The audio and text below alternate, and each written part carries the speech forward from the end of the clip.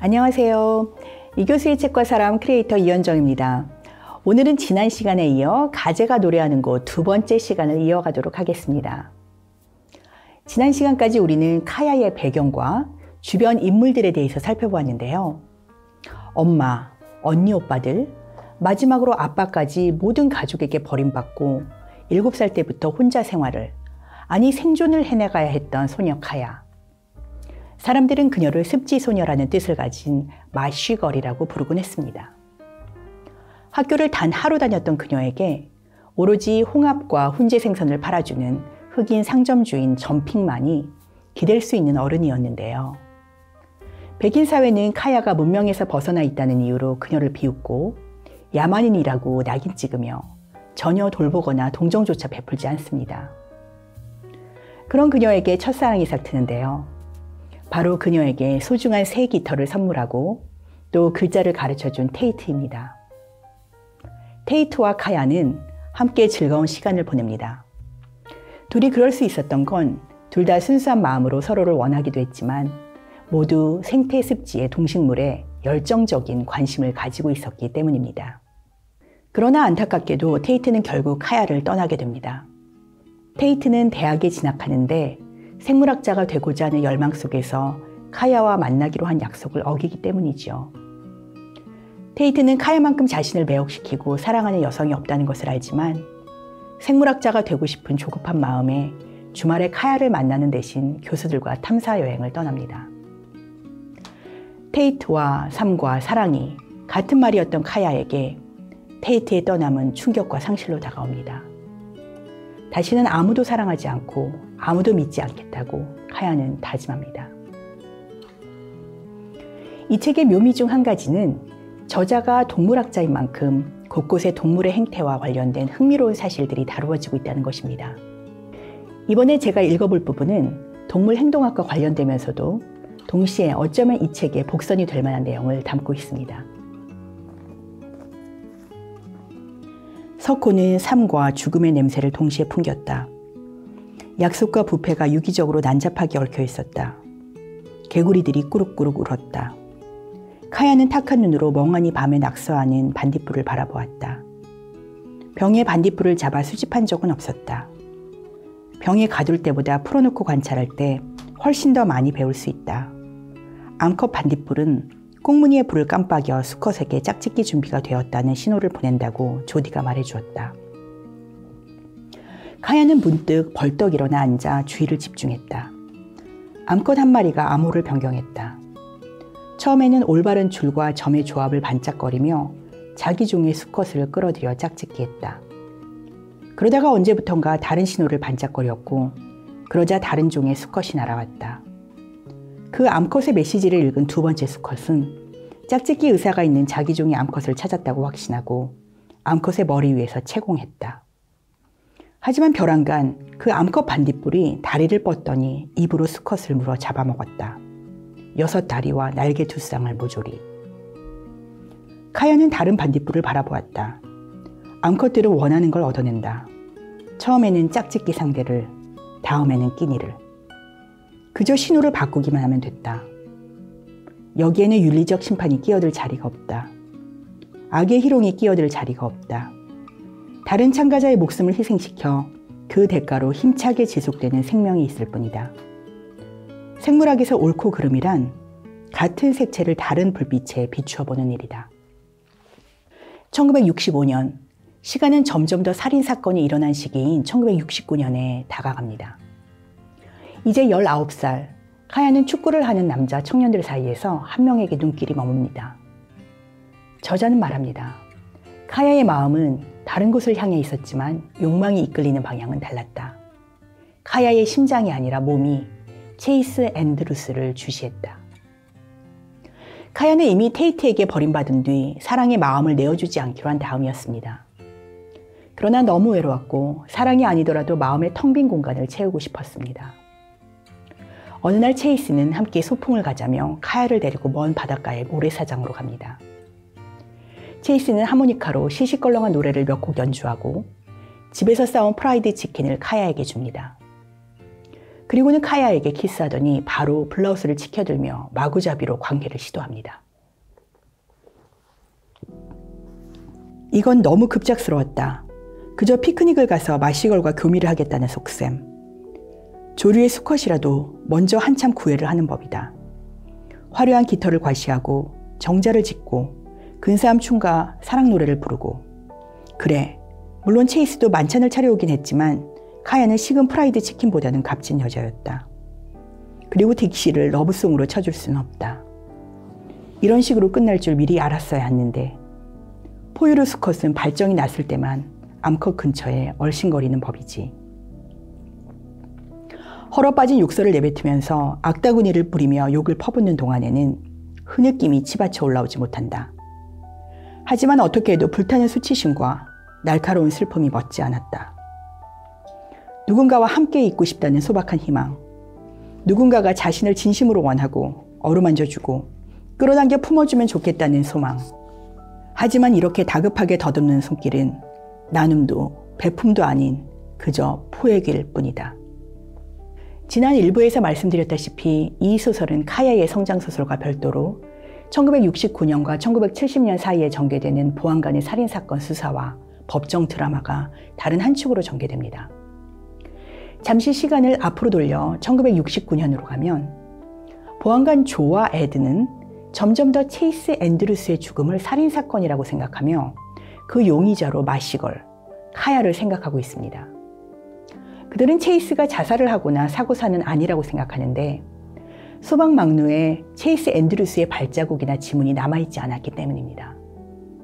그들은 누군가, 사실은 누군가라기보다도 카야가 체이스를 죽이고 의도적으로 체이스와 자신의 발자국과 지문을 지웠으리라고 믿습니다. 보안관들이 카야를 유력한 용의자로 생각하는 반면 사실 카야는 체이스가 죽기 며칠 전에 그녀가 쓰려는 책과 관련하여 다른 도시로 편집자를 만나러 간 상태였습니다. 카야는 테이트의 소개로 생물학 저서 관련 편집자를 알게 되었고 그곳에 자신이 그간 수집해 놓은 조개 껍질과 관련하여 책을 쓰게 되었기 때문입니다. 카야 입장에서는 알리바이가 분명했던 것이었죠. 이처럼 알리바이가 분명했는데도 보안관들은 계속 카야를 의심했습니다. 그녀가 다른 도시에 머무는 중간에 잠깐 다시 이곳에 들렀을 수 있다고 보았습니다. 또 변장을 하고 버스를 탔기 때문에 중간에 잠깐 들렀다 돌아갈 때는 버스 기사도 몰라봤을 수 있다고 스토리를 만들어내고 있었죠. 이들은 과거에 카야가 체이스 앤드루스와 사귀었다는 것, 그리고 체이스가 막루에서 떨어지던 그날 밤 카야와 비슷한 사람이 타고 있는 것 같은 카야의 배와 비슷한 배를 보았다는 어떤 낚시꾼의 말을 불확실함에도 불구하고 증거로 삼았습니다. 다시 카야의 이야기로 돌아오면 카야는 우연히 체이스가 다른 금발머리의 여자와 약혼했다는 사실을 신문을 통해 알게 됩니다. 그동안 체이스는 약혼 또는 다른 여자친구에 대해서 아무런 말을 하지 않았을 뿐만 아니라 카야에게 같이 집을 짓고 결혼해 살자는 말을 해둔 상황이었습니다. 카야가 엄청난 배신감을 느낀 것은 말할 것도 없죠. 체이스는 그저 카야를 놀잇감 정도로밖에 생각하지 않았던 것입니다. 그런데 체이스는 결혼한 후에 또다시 카야를 찾아옵니다. 뿌리치는 카야를 억지로 범하려고 하는 체이스.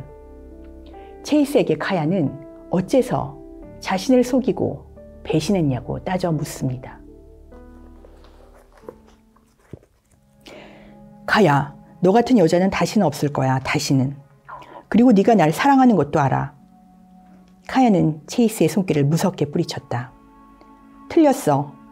과연 내가 널 사랑하는 적이 있었는지도 잘 모르겠어. 하지만 넌 나한테 결혼 얘기를 했잖아. 기억나? 너랑 나랑 둘이 살 집을 짓겠다고 했잖아. 그런데 난 다른 여자하고 네가 약혼한다는 소식을 신문을 보고 알았어. 왜 그랬니? 왜? 체이스. 진정해, 카야. 어차피 말도 안 되는 얘기였어. 그게 잘 될 리가 없다는 건 너도 알았을 거 아니야. 예전에 우리 아무 문제 없었잖아. 옛날의 우리로 다시 돌아가자. 체이스는 카야의 어깨를 잡고 자기 쪽으로 끌어당겼다. 카야가 엉덩이를 들고 일어나며 양손으로 체이스를 밀쳤다. 그러자 체이스가 오른손 주먹으로 카야의 얼굴을 강타했다. 메스껍게 뭔가 펑 터지는 소리가 카야의 머릿속에서 울렸다. 목이 뒤로 꺾이고 몸이 그대로 뒤로 나자빠져 쓰러졌다. 엄마를 때리던 아버지와 똑같아. 쿵쾅거리는 통증에 카야의 마음이 잠시 하얗게 백지가 되었다. 간신히 정신을 차린 카야는 몸을 꿈틀거리며 자신을 깔아뭉개는 체이스의 몸뚱어리에서 빠져나오려 뒤척였지만 그의 힘이 너무 셌다. 체이스는 한 손으로 카야의 양 손목을 머리 위로 모아주고 카야의 반바지 지퍼를 내리고는 발길질하는 카야의 팬티를 단번에 찢었다. 카야는 절규했지만 들어줄 사람은 아무도 없었다. 카야는 체이스의 턱을 갈기고 물리치고는 보트를 타고 도망칩니다. 이 다음부터는 카야를 범인이라고 생각하는 검사 에릭 체스테인과 세상의 편견으로 인해 용의자가 된 카야를 보호하고자 하는 변호사 톰 밀턴 간의 법정 싸움 과정이 서술됩니다. 이들은 각자 증인을 세우고 배심원들을 자신의 편으로 가져오기 위해 논쟁을 벌입니다. 체이스의 옷에 붙어있던 붉은 털실은 카야의 모자에서 나온 것이라는 것이 밝혀집니다. 그러나 그 털실이 과연 이번에 묻은 것인지 아니면 사귀던 4년 전에 묻은 것인지는 알 수가 없습니다. 체이스의 엄마 패티러브는 당일까지 아들이 조개 목걸이를 하고 있었지만 검시할 때는 없었다면서 그 조개 목걸이를 빼갈 사람은 그것을 선물한 당사자인 카야밖에 없다고 주장합니다. 그러나 이것 또한 증거가 없습니다. 변호사는 카야가 당일에 분명한 알리바이가 있다고 이야기합니다.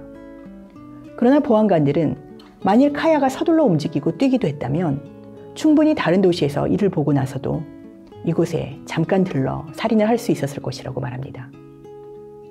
버스 운전기사들은 카야는 떠날 때와 돌아올 때 2번밖에 보지 못했다고 하면서도 중간에 카야와 비슷한 체격에 변장한 것 같은 어떤 사람이 타고 있었다고 증언합니다. 당일 밤에 낚시꾼은 카야와 비슷한 사람이 보트를 몰고 막루를 향해 가고 있었다고 하지만 워낙 깜깜한 밤이라서 그것 또한 정확한 증거는 되지 못합니다. 결국 이 사건은 어떠한 또렷한 증거도 없는 상태로 배심원들이 카야를 범인으로 지명할지 않을지를 결정해야 하는 상황에 도달합니다.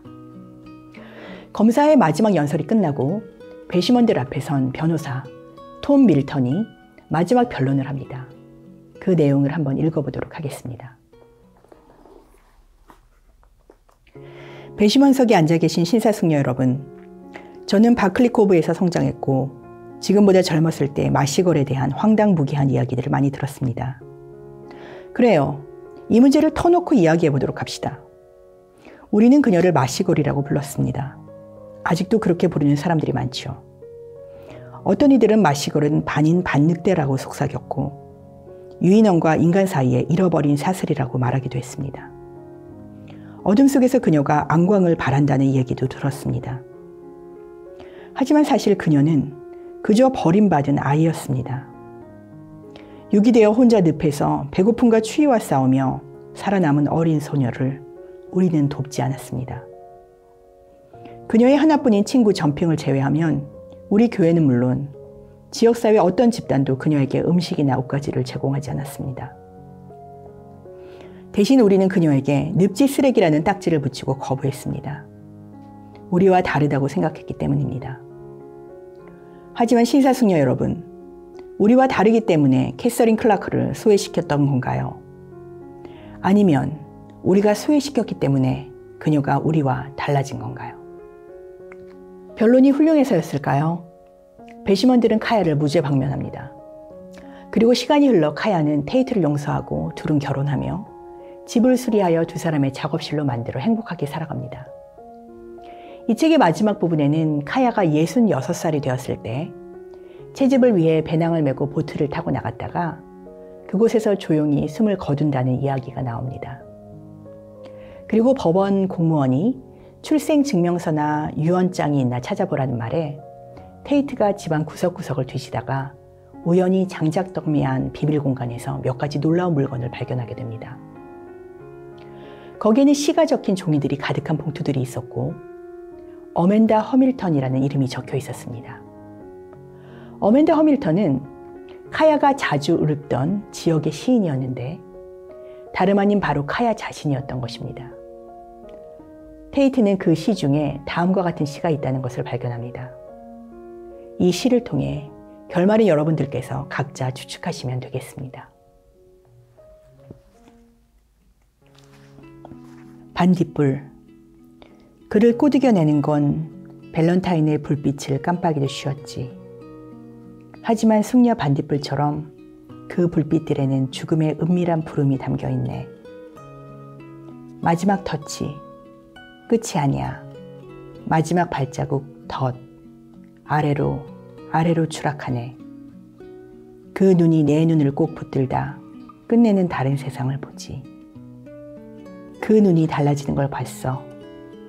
처음에는 질문, 다음에는 해답, 마침내 끝. 그리고 사랑 그 자체가 스쳐 지나 그게 무엇이었든 시작하기 전으로 돌아가네. 마지막으로 카야가 오빠 조디가 찾아왔을 때 오빠에게 했던 말이 여운이 남아 그 부분을 읽고 마무리하도록 하겠습니다. 이 부분은 인간 역시 생물체로서 유전적인 힘의 강력함을 말해주면서도 인간이기에 단지 원초적인 충동만으로 살아갈 수 없는 존재임을 강하게 피력하고 있습니다. 또한 늘 동물과 가까이 지내던 카야가 자기를 버리고 떠난 엄마를 어떻게든 이해하려고 애쓰는, 그렇지만 여전히 그리움에 목말라 하는 안타까운 마음이 전해져 옵니다. 그럼 제가 읽는 것으로 오늘 영상은 마무리하도록 하겠습니다.